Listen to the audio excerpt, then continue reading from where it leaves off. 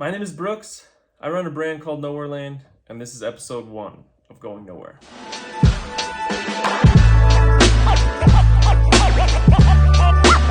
Alright, we made it. Video number 1. So I thought it'd be fun to start out by doing a little art challenge. So there's this guy on YouTube named Slew. He's a crazy talented fine artist, and he has this really iconic Cyclops character that he's painted in many different styles and mediums over the last few years. So someone, as a gift, took the outline of that Cyclops character and made it into a custom cut canvas, and then sent 2 of them to Slew. Slew painted a version of his Cyclops character on one of the canvases. And for the second canvas, that's where the challenge comes in. So he opened it up to his community to create your own character that fits within this same shape. The idea being you reimagine this shape to be something completely different than what he's done. Then after he receives all the submissions, he will choose his top 5, and then from there he'll open up voting on those top 5 pieces to decide what final piece is selected. The idea being the person that gets selected will then paint their character onto this custom canvas.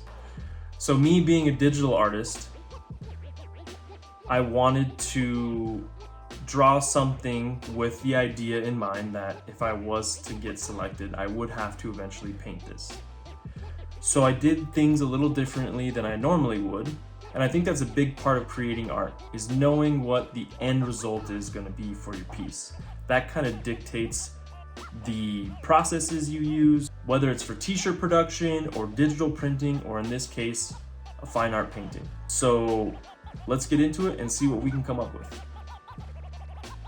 So we did a little time lapse of my initial drawing. So I have my concept sketch in the background at a low opacity and just drawing on top of it. I like to start every piece dialing in the black outlines and deciding what shapes I want to give those hard outlines and what shapes I would rather just have the shading. So the idea is I wanted to fill the shape with an animal rather than a person. I don't really draw people, and I thought that this was a more unique approach, filling those outside shapes with the wings of the moth rather than standard ear placement of a person's face. Well, luckily, this being a symmetrical design, I just was able to draw half of it and then flip it over to complete the other half, and then making minor adjustments so I could break up the symmetry a little bit here and there. Obviously, this is super sped up, so here's a still of it, and that we can get a feel for the line work. I wanted to get that completely cleaned up and dialed in before we jumped into the color. Starting with the color coming up, I like to just do a simple, almost like block color fill, deciding which shapes are going to get which colors. I typically do like a mid-tone of the color range that I want to do and get that all blocked in, and then I'll come back and do a highlight and a shadow in each shape to give it a little more depth. I wanted to go with more of like this kind of psychedelic color palette rather than like traditional tiger animal colors, because I thought that that would help stand out a little bit more, make it a little more interesting. And since this is going to be painted in theory, I thought it would be really cool to use some crazy vibrant colors. And here I am again, it being symmetrical. I could just cut that design in half, flip it, make small adjustments where needed to fit the full shape. But really it's as simple as that. I know this is really sped up in this first video. I want to get to the point where I'm a little better at editing and I can maybe do a little more in-depth step-by-step process. But we're getting kind of close to the finished piece, adding in those final details and minor adjustments. I like to kind of scroll out from the design to kind of look at it from a little farther away to see if there's anything I need to add.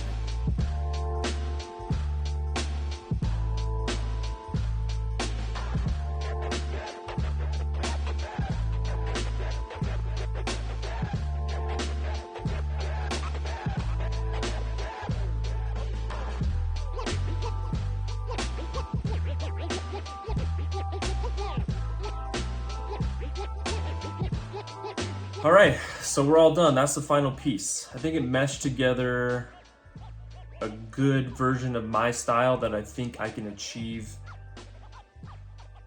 in an actual painting. I didn't get too overly detailed with the lines, and I wanted to keep it simple enough to where I could actually recreate this piece. But I will say, spoiler alert, it took me so long to make this video that all the submissions were entered, and Slew already chose his top 5. And unfortunately, I wasn't chosen. So I decided to still make the video anyways. And sometimes entering an art contest can be a humbling experience, but then you realize that there's so many other talented artists out there, and it was still fun to do the process and at least submit. I will say there are some differing opinions on whether or not to enter art contests.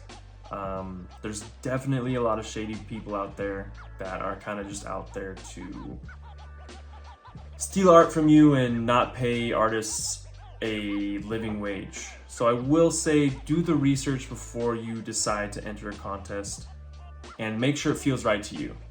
It doesn't matter what anyone else's opinion is. If it's something that you're interested in or you feel like doing, you're gonna have to weigh all those options on your own.